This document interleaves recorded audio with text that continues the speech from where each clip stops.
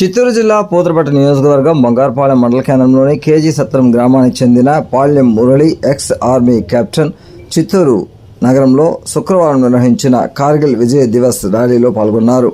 కొంతమంది మాజీ సైనికులు పాల్గొని ర్యాలీలో వందే మాతరం, భారత్ మాతాకి జై, జవాన్ జై కిసాన్ అంటూ ర్యాలీ నిర్వహించారు. కార్యక్రమంలో మురళి మాట్లాడుతూ కార్గిల్ యుద్ధంలో 1999 సంవత్సరంలో ఎదురుకాల్పుల్లో తనతో పాటు ఉన్న సైనికులు 15 మంది చనిపోవడం బాధాకరమని తెలియజేశారు. ఇప్పటికీ ఆ సంఘటన మరవలేకపోతున్నామని ఆయన గతం గుర్తు చేసుకున్నారు.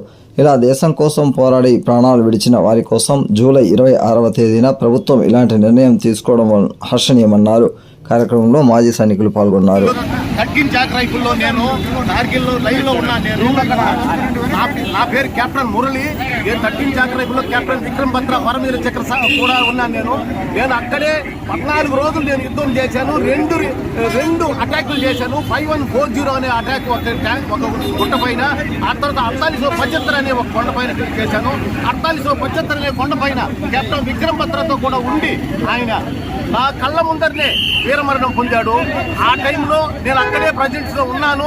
ఆ టైంలో ఎంతో మంది అమరవీరులు అయినారు. మా రెజిమెంట్ తరఫున 15 మంది చనిపోయినారు. ఇది నేను స్వచ్ఛంగా లైవ్ లో ఉన్న వ్యక్తి కాబట్టి నేను చెప్తున్నాను. నాకు చాలా గర్వకారణంగా ఉంది. మన ఆంధ్రప్రదేశ్ నుంచి, మన చిత్తూరు డిస్టిక్ నుంచి నేను కార్గిల్ యుద్ధంలో పాల్గొన్నందుకు చాలా గర్వకారణంగా ఉంది నాకు అని నేను సంతోషంగా చెప్పుకుంటున్నాను ఈ రోజు నాటికి. జై హింద్.